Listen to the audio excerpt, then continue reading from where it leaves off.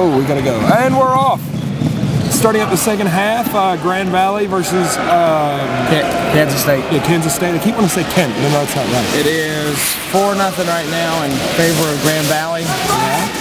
Now, I've been gone. I was really proud of Kansas State. They played a game against, their last game of the day was against Bowling Green State University. And when they started out, I talked to a couple of players, and they were saying, you know, hey, everyone's starting to get a little depressed, a little dejected, and they weren't really playing their hardest. But then all of a sudden, it's like a light clicked on, and they won 2 consecutive points against Bowling Green using some of the best catching I've seen all tournament. Some amazing counterattack, communicating. Any sign of that yet today? There have been some catches early on, but then you get things like that where they throw against, you know, Grand Valley, who's also an excellent catching team, and since not all of their players yet, their balls tend to. Yeah, I saw them doing a lot of grippy practice yesterday in between games, and a lot of spiked balls. But yeah, that's to be expected. It is. Well, they picked it up than most teams would. So.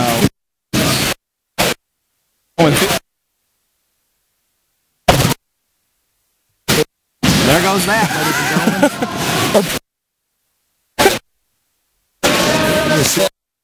Sorry for them.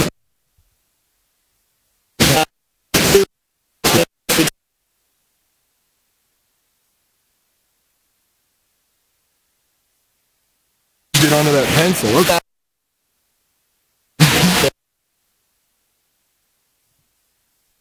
We're back. That's what happens when you have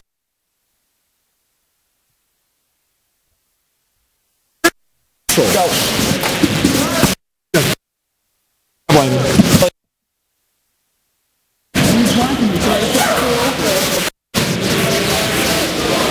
And some ninja throw. Echoing from their side of the court.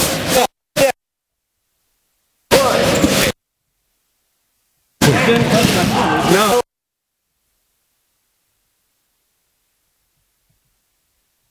That's what he's called.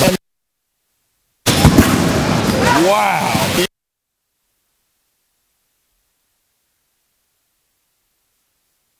Look like.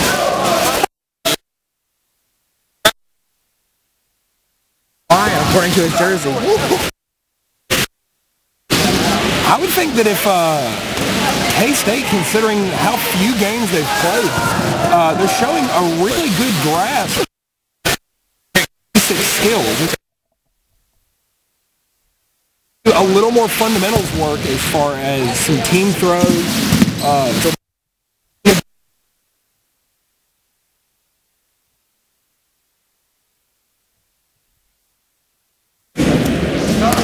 Hello. We're broadcasting. 582-1. You are now? Okay. He said he is now. A bit of unreliable audio here. We apologize for the technical difficulties. So anyways, kind of what we were discussing, what you probably missed. We were talking about Kansas State, probably one of the 2 newest members of the league. Wow, nice little backwards roll there. One of the 2 newest members of the league, showing some really good fundamentals as far as your basic skills. I'm seeing some really good throws, some amazing catches from Kansas, and some pretty good dodge as well. I've noticed Kansas is one of those teams where it seems like almost everyone on the team is about the same body shape. They're all kind of average size. They've got a couple people that are really small players.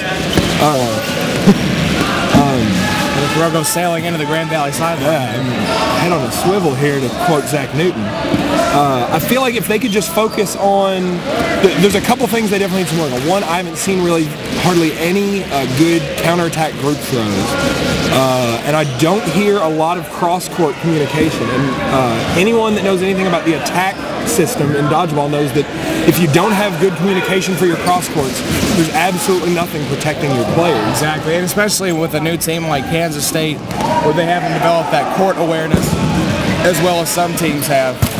Whoa! As the throw comes sailing into the camera's taking a beating today. Oh, we got a back-to-back out. That whittles Kansas State down to 3 players. Our camera work right now being brought to you by Felix Peroni, captain of Western's team and planner of all things Nationals 2011 related.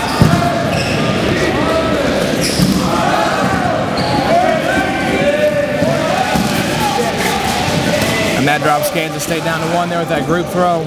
Captain Jimmy Stokes tries for the catch. Kansas State player thinking that he could go for the catch and very quickly realizing that you don't want to try to catch one from Stokes. It won't end very well for I was talking about last night, Stokes has one of the most interesting throwing motions. He comes in very sidearm and has very interesting footwork when he throws.